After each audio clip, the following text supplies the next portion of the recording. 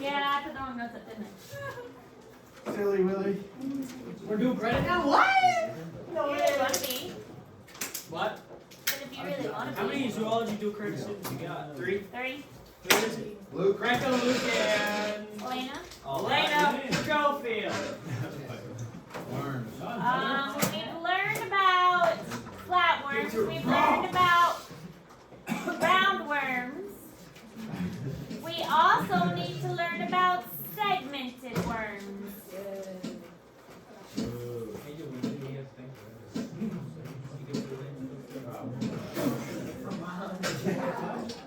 So let's learn about segmented worms. So, always going back to this slide, we're going to learn about annelids. This is the last group we need to learn about before you guys have your test. No! We do need to go over this because we will have a dissection. Our next dissection coming up. We haven't dissected since the grasshopper. So we will be dissecting earthworms when we get back from Thanksgiving. Probably that week we get back from Thanksgiving. We'll see how long it takes us to go over that information. But we have 3 classes of annelids. So this is Annelida, which is the phylum. But the classes are Polychaeta, Oligopeta, and Hirudinea. Polychaeta are the marine worms. Oligopeta are the earthworms. And Hirudinea are the leeches.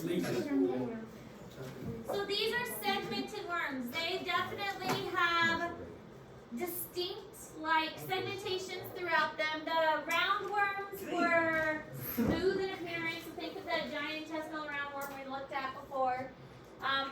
The platyomythes were the flattened ones. And then these are round, but they have segments that divide them throughout.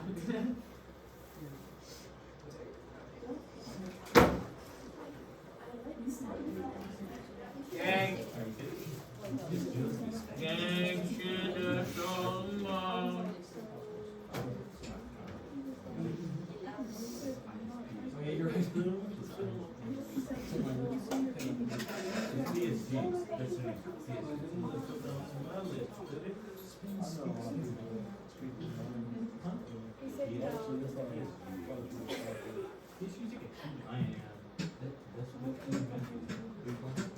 This is what counts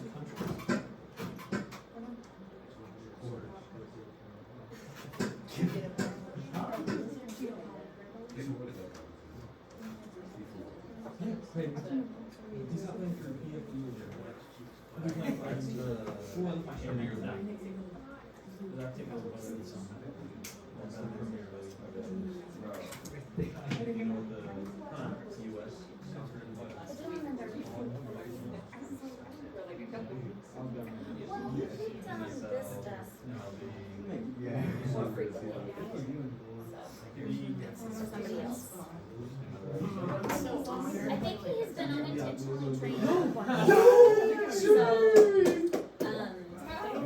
pooped on somebody's notes the other day. Yeah, if you left your original table to go watch soccer. Yay. Like penis in your asshole. Watch this break. There's a spider on the wall. Taking your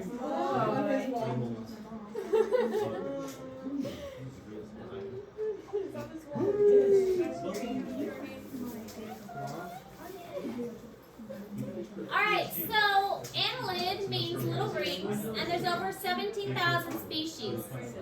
The marine is the polychaetes, and the freshwater and terrestrial are the oligochaetes, and the Hirudinias. They are soft-bodied for the most part, and they do not have bones, so we're still in the invertebrate groups. We're still not having any bones. We don't get the bones until we get to the chordate group. Well, not exactly. We don't get bones until we get to the cartilaginous fish, which is the chondrichthyes, and the osteichthyes, which is the bony fish. They do have segments, and the segments can be found. They kind of go throughout the body, where you can see some membrane throughout as well that separates them. And of course, bilateral symmetry. We've mentioned that most of the animals we see from here on out are going to have bilateral symmetry. So any other type of symmetry, specifically like that radial symmetry, we're not really going to see that much anymore.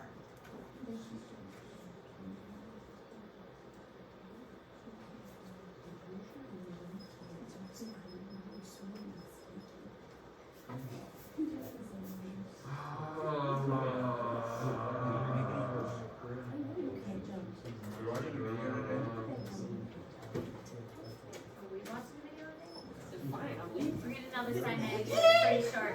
Assignment will be due tomorrow. And then we'll get, yes. And we'll get another assignment tomorrow. Now, assignment tomorrow is pretty fun. I think I should be able to finish in one day. Video assignment, go watch YouTube. That's pretty fun. Pretty fun, pretty easy. Then he'd be insulted. I think that's worse. He's mean.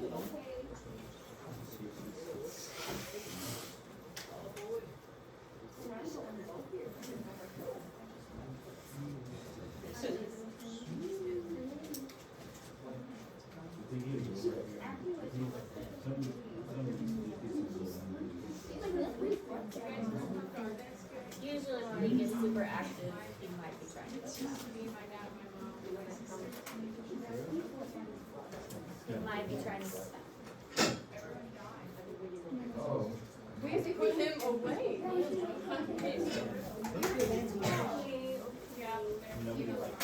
They all died. Let's see what grandma gave me.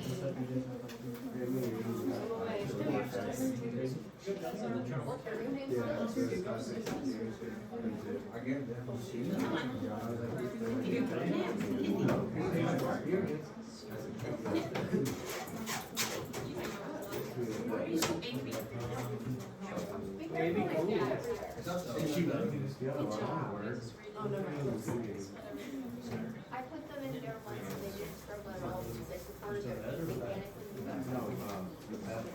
I would panic if I I had. also like the cow. I somehow did. When my snake isn't ready to come out, I have to go back into this thing he'll wrap around my arm, and if I have bracelets on, he'll put his head under my bracelets and hold on. Mine's getting ready to, well, mine isn't shed again. I'm hoping it goes smoother than the last time, because last time I had to soak them from home. I have to soak Julian up because I haven't been home. And I forgot to tell my sister to miss his name. Especially during whenever he's shedding, I missed it extra. So he'll get a clean shed. And now he's stuck shed on his back. And I'm like, I have one of his sheds. It's supposed to be one. I'm hoping that he sheds good. Alright, so here's some examples of worms that are in the phylum Annelidia. They are quite varied in their appearance, but they are all segmented. So annelids are collimates, which are true body cavities. So they do have a true body cavity finally. No pseudocolumns and no acollimates. So they finally have a true body cavity to surround them. Hello! Ding, ding, ding, ding. Yes, I'm sending that way. Oh, shoot, who is it? Carter, can you go to the office? Oh! Alright. They also have a one-way gut, so that They pulled means your varsity jersey. an opening for the mouth and an opening for the digestive tract to exit. They do have a pretty sophisticated nervous system. So they have a neural ganglion for the brain. We're probably not going to see this when we dissect because usually it gets cut when we're opening them up. And they do have a pharynx, which is kind of like a throat-like region. Now, the pharynx is kind of hard to distinguish, but it's like right underneath the mouth where it is a little more muscular and it leads into the throat, kind of the digestive tract area. Their ladder-like nerves run down the sides and each segment has a transverse nerve. So if we look really closely, we might be able to see some, but it looks really stringy-like, so it is kind of difficult to see in the dissection. Damn!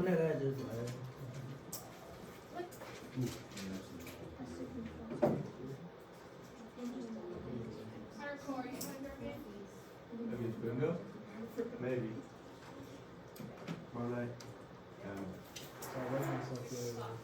Somebody farted! Our varsity. Smells like pooping. USA wins? 20 minutes. You got 20 minutes. Yeah. How do you go to your next semester? Come on. It's hot as shit. What, bots?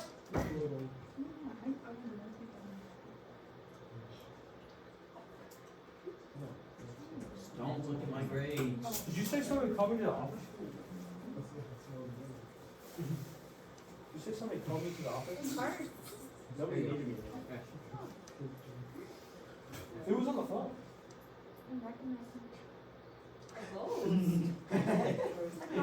They're trying to kidnap you. Carter, I know in here. Maybe they said 100. You're lying. He was trying to get kicked out of class. So he said, I'm kind of this motherfucker. Okay, we'll go back. All right, so respiratory and circulatory system. Oxygen can diffuse through their skin. For marine worms, but the marine worms have gills, and so they use the gills to help them breathe. Other vessels are enlarged with muscles to form the heart, so some of them do have a heart that pumps. Again, the heart may be kind of difficult to see. The worms that we're going to dissect are pretty good size. They've been sitting over here for a while. So we will be able to see a surprisingly large amount of structures because the worms, like I said, are pretty good size. Wait, we did that. Right, we did. Oh! I can serve that biology. Yeah, we did that in biology. So we're going to dissect them again. But they are pretty good size. So they're more to see in the worm than you may realize. From it's called the clitellum, which is the large portion of the worm that makes the egg sac. From there down, you're not going to see much of a digestive tract. But from the clitellum upwards, that's where most of like the heart and the crop and the gizzard and those kinds of structures are. But after that portion down is mostly digestive tract.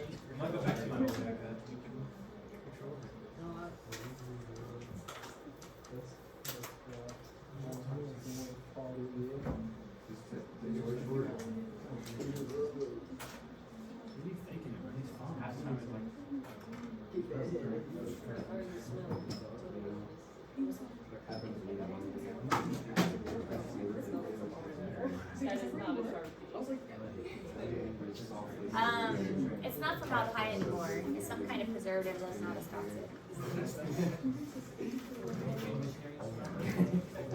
Is it okay if I did what I did last night and don't all the parts of the world and label it and over there and I sent it? Miss Ayers, was a woman on the phone? Who's the guy? Was a guy? Gonna dig you down. Damn, look. There you go. I wouldn't worry about it. If they really want you, they'll call back. They just said to send you to the office. Send Carter to the office.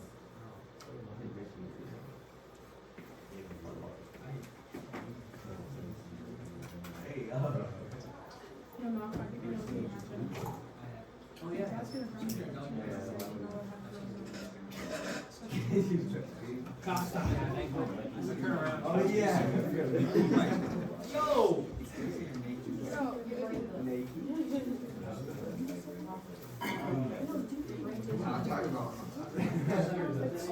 Hey.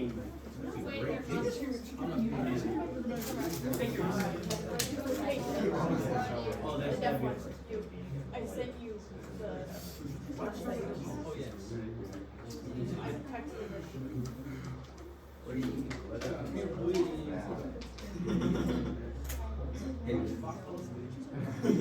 Only specifically because I went to No way, this paper is covered by 5 stars. All right, so they're muscles, the circular and longitudinal muscles. The two types of muscles help them with what's called peristalsis. Peristalsis is like these wave-like contractions that help them to move. I kind of compare it to like squeezing a tube of toothpaste. So when you squeeze a tube of toothpaste, you squeeze around and then you squeeze kind of the long way to make the toothpaste go up the tube. And so that's very similar to how they move their body. They squeeze around and then they also squeeze moving the long way, and that helps them to move along the ground. So that is also similar to how our digestive tract moves. Our digestive tract squeezes the food around, and then it also squeezes it the long way to help push the food through. So peristalsis is important for movement of the worm, but also movement through our digestive tract.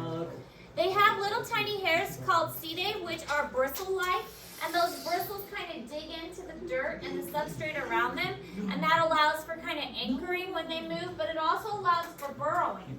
Some of these, especially the marine ones, are going to burrow most of their body down and leave just their head above the surface, and that's going to anchor them into the dirt. So that setae is going to allow for them to kind of hold themselves in the dirt. Like I am.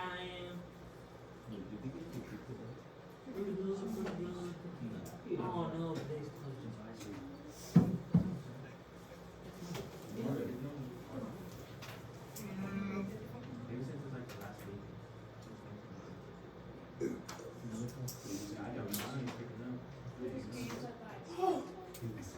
doesn't mean there's gonna be close device.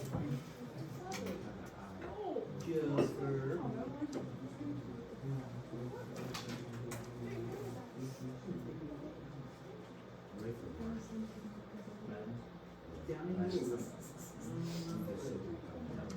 You know what I'm talking about.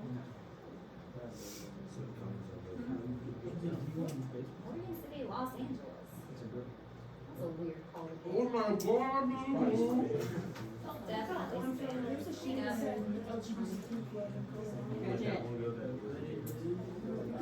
sorry for a friend that's been trying to reach out. Incomplete.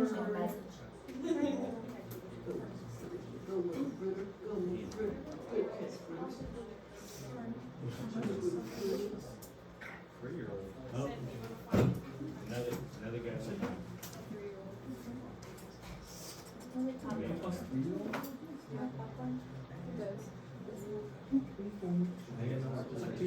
just waiting up for the morning thing done. Is that yoga?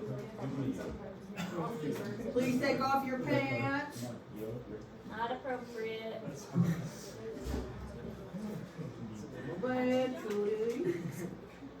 All right, so this is what a worm looks like for both the cross section and a longitudinal section. The cross section kind of shows what the intestinal tract looks like, also what the setae look like. Here is the nervous system. This would be the heart, the circulatory system. Here's a little tiny brain over here, so that's why you wouldn't be able to see it when you dissect. Now, you're probably not going to see a lot of the different nerve fibers because you don't know which side you're going to open. It could be the top, it could be the bottom, it could be one of these sides. So it's going to be very difficult to locate the nerves once you actually dissect the worm. All right, so that's all the notes we're going to take today, kind of short and sweet. But you do have a new assignment that is due tomorrow. When is it due? Tomorrow. 4 p.m. It is a short assignment, so you should have no trouble getting it done. It's called the Survival Strategies. It's in Google Classroom. So if you use your time wisely, you should have it done by the end of class today, because it's not going to take you very long. You will have an additional assignment tomorrow. Tomorrow's assignment is more fun. You'll be watching YouTube videos, because you love to watch videos on your phones anyways. So tomorrow's assignment will be fun, because you love to watch videos anyway. So tomorrow's assignment will be due by the end of class. Okay? Miss Harris. I would recommend What? I would recommend Sounds good. All right. So, survival strategies due tomorrow. We will not take notes tomorrow. We'll just have a work day with 2 assignments. This assignment and the new YouTube assignment tomorrow. Questions? Okay. Get to work. If you have questions, let me know.